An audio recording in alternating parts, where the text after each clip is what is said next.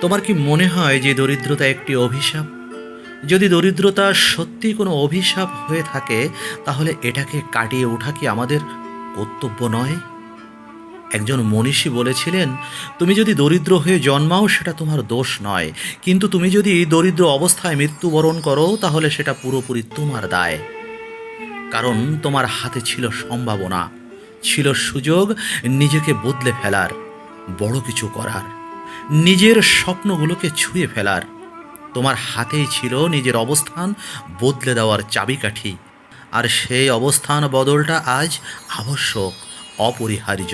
কারণ গোটা পৃথিবী আজ মানুষকে তার অবস্থান দিয়েই বিচার করে, সম্মান করে, ভালোবাসে।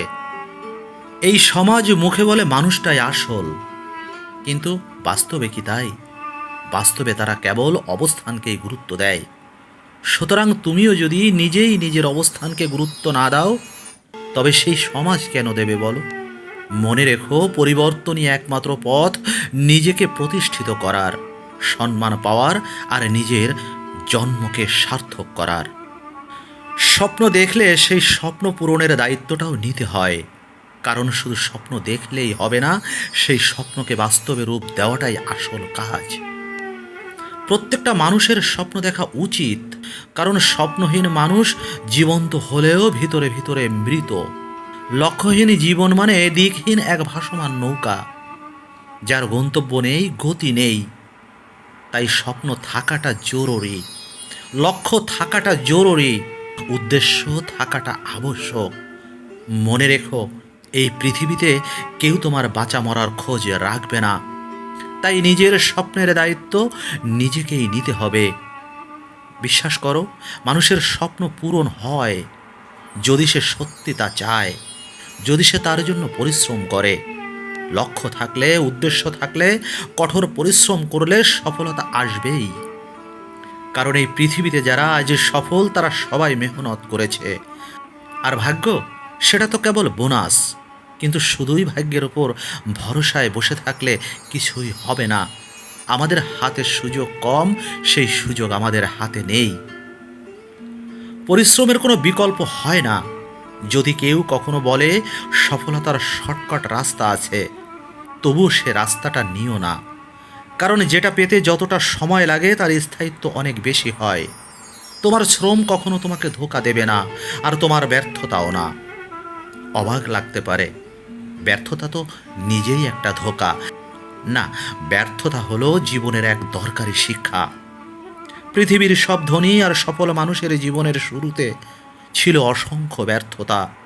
সফল হতে চাইলে, জীবনে পরিবর্তন আনতে চাইলে, মনে রেখো, সব কিছু একদম নিখুঁতভাবে হবে না। শুরুতেই বারবার ব্যর্থতা আসবে, আর সেই ব্যর্থতাগুলোই তোমাকে শেখাবে কোন পথে হাঁটতে হবে আর কোনটা এড়াতে হবে। ব্যর্থতা থেকেই আমরা শিখি। তাই ব্যর্থতাকে ভয় নয়, বরং বোঝা দরকার ব্যর্থতা হওয়া লজ্জারও নয়। লজ্জার বিষয় হলো চেষ্টা না করা, লজ্জার বিষয় হলো হাত গুটিয়ে বসে থাকা, পরিশ্রম না করা, নিজের উপর সন্দেহ করা, নিজের শক্তিকে ছোট করে দেখা, নিজেকে বিশ্বাস না করা, আর বারবার হেরে গেলেও দাঁড়িয়ে যাওয়ার সাহস না রাখা। তুমি শুনে অবাক হবে, এই দুনিয়ার অধিকাংশ মানুষই নিজের প্রকৃত ক্ষমতার 20% কাজে লাগায় না। আর আমার দৃঢ় বিশ্বাস, তুমি এখনও তোমার ক্ষমতার 10% সঠিকভাবে ব্যবহার করনি। যেটাকে তুমি পরিশ্রম ভাবো, যেটা তুমি মনে করো মেহনত, সেটা আসলে তোমার সামর্থ্যের খুবই সামান্য একটা অংশ।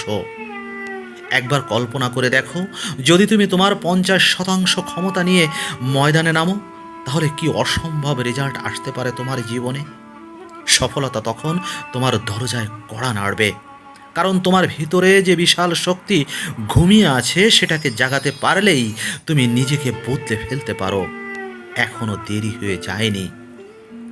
নিজের দারিদ্রতাকে কাটিয়ে ওঠাটা একান্তই প্রয়োজন। আজকের জেনারেশনে দাঁড়িয়ে যখন তুমি তোমার চারপাশে তাকাও, বাস্তবতা খুব কাছ থেকে উপলব্ধি করো, তখন কি তোমার মনে হয় না দারিদ্র্য থেকে বেরিয়ে আসাটা জরুরি? অবশ্যই জরুরি। আমি মানি টাকাই সুখের একমাত্র চাবিকাঠি নয়। আর টাকায় হয়তো সুখ পুরোপুরি কেনা যায় না, কিন্তু এই টাকাই তো জীবনকে সহজ করে তোলে। টাকাই তো পরিবারের মুখে হাসি ফোটানোর হাতিয়ার। যদি তুমি চাও তোমার প্রিয়জনেরা ভালো থাকুক, যদি তুমি চাও পরিবারের কারো চিকিৎসার সময় যেন অর্থের অভাবে থমকে না যেতে হয়, তবে অর্থের উপার্জন করো। তুমি যদি সত্যি নিজের পরিবারের জন্য কিছু করতে চাও, তবে উপার্জনের পথে হাঁটতে হবে। নিজের বর্তমান অবস্থাকে বদলাতে হবে। নিজেকে এমন এক জায়গায় নিয়ে যেতে হবে যেখান থেকে জীবনটাকে সহজে লাগে। আর সবচেয়ে বড় কথা, তুমি আজ যে কষ্টটা করছো, তোমার ভবিষ্যৎ প্রজন্ম যেন সেই কষ্টটা না পায়। কারণ তুমি যদি আজ নিজেকে না পাল্টাও, তোমার দারিদ্র্যের শেকড় কেবল তোমাকেই নয়, তোমার পরবর্তী প্রজন্মকেও আঁকড়ে ধরবে। দেখো, তোমাকে কিন্তু কেউ কখনো বলেনি যে অর্থ উপার্জন করো না। কেউ বলেনি ধনী হয়েও না, ধনীরা খারাপ। এটা আমাদের মনের ভিতরে গেঁথে বসে থাকা এক ভুল ধারণা। কারণ খারাপ ভালো মানুষ সব শ্রেণীতেই আছে। ধনীর মধ্যেও আছে, গরিবের মধ্যেও আছে। কেউ খারাপ হয়ে জন্মায় না, বরং পরিস্থিতি আর মানসিকতাই মানুষকে খারাপ বা ভালো বানায়।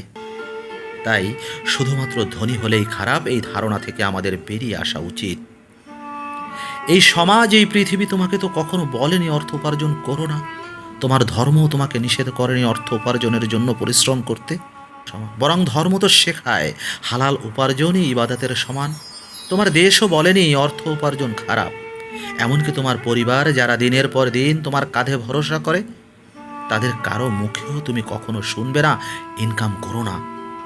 বরং সবাই প্রত্যাশা করে তুমি উপার্জন করো, তোমার জীবনকে এগিয়ে নিয়ে যাও। তাহলে উপার্জন কেন করবে না? যদি এমনভাবে অর্থ উপার্জন করা যায় যেখানে কাউকে কষ্ট দিতে না হয়, কাউকে ঠকাতে না হয়, তাহলে সেই উপার্জনকে তো গর্বের বিষয় হিসেবে দেখা উচিত। পরিশ্রম করে সৎপথে উপার্জন করাই তো প্রকৃত সাহসের পরিচয়। তুমি যদি অন্য কারো সমস্যার সমাধানে কাজ করো না, যদি মানুষের উপকারে আসো, তাহলে অর্থ এমনিতেই আসবে, একটা বাই প্রোডাক্ট হিসেবে আসবে। তুমি কল্পনাও করতে পারবে না। তবে অর্থ উপার্জনের মানে এই নয় যে শুধু টাকার পিছনে দৌড়াবে। ফোকাস করো তোমার কাজে, নিজের স্বপ্নে, নিজের লক্ষ্যে।